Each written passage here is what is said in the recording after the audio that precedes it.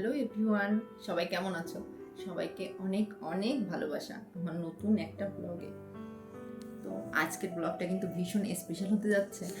আসলে আজকে সারাটা দিন ধরেই আমি ভীষণ এক্সাইটেড, কারণ অবশ্য তোমাদেরকে আগে আমি একটা শর্টস রিল আপলোড করেছিলাম, সেখানে তোমরা দেখতেই পেয়েছো সবাই।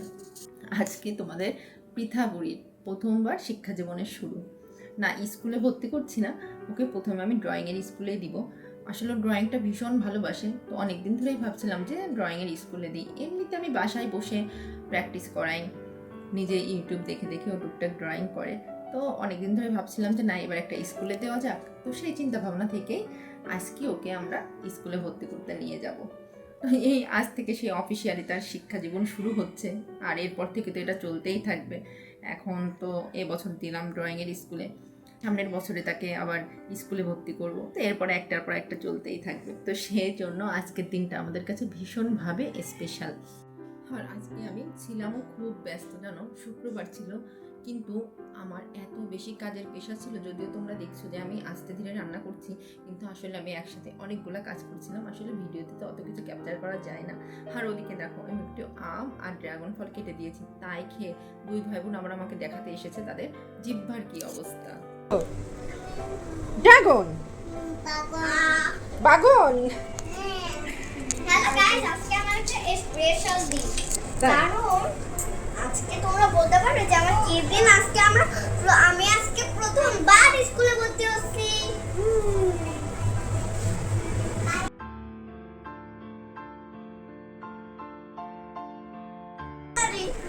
দেখি তোমার জিভে দেখাও, এদিকে আসো, এদিকে এসে দেখাও, এদিকে এসে দেখাও, মার কাছে এসে দেখাও।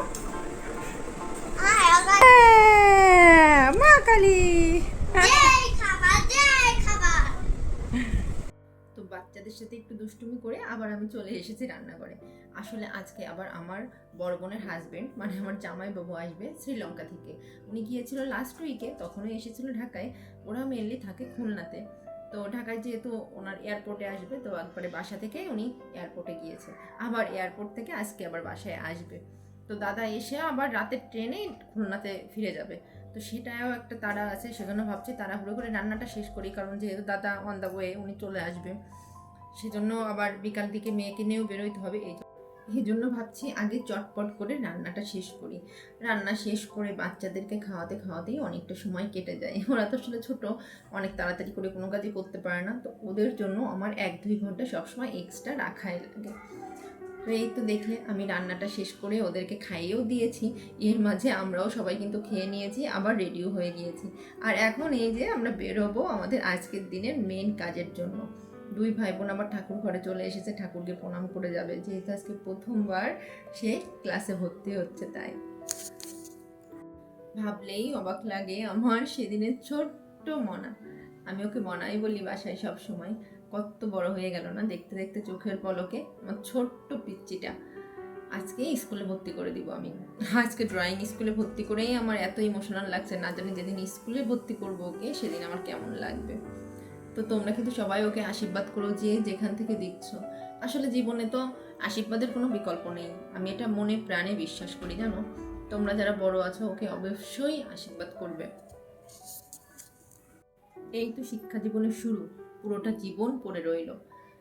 একটু একটু করে ধাপে ধাপে নিজেকে গড়ে তুলবে আমার মেয়ে। তোমরা আশীর্বাদ করো, ও যেন মানুষের মতো মানুষ হতে পারে, নিজের পায়ে দাঁড়াতে পারে।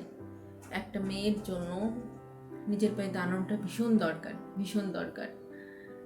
তো এই যে তোমাদের সাথে গল্প করতে করতে আমরা চলে এসেছি ওর স্কুলে। এখানেই ওকে ভর্তি করব, শুক্র শনি 2 দিন ক্লাস, 1 ঘন্টা করে। তো সাথে তো আমার ছোটো জন্য চলে আসবে ছেলে, সেও ভীষণ এক্সাইটেড যে দিদির স্কুলে যাব, দিদির স্কুলে যাব। আমাকে আবার বলছে, মা ড্রয়িংয়ে ভর্তি করবে, ড্রয়িংয়ে ভর্তি করবে। ওর না জানো গানের ভীষণ ইন্টারেস্ট। আমার চিন্তা আছে ওকে আমি সামনের বছর গানের স্কুলে দেব। আর এখন ওর বয়স 23 মাস চলে, কিন্তু সে জানো ঠাকুরের কৃপায় সব কথা বলতে পারে, একদম সব কথা। আমরা যেভাবে বলি সেভাবে, হয়তো অতটা একদম পারফেক্টভাবে উচ্চারণ করতে পারে না, কিন্তু সে বলে, যেভাবেই হোক সে বলবে। তো তোমরা ওকেও কিন্তু আশীর্বাদে রেখো। আমি দেখেছি আমি যখন কোনো শর্টস আপলোড করি তোমরা ভীষণ ভালোবাসা দাও ওকে।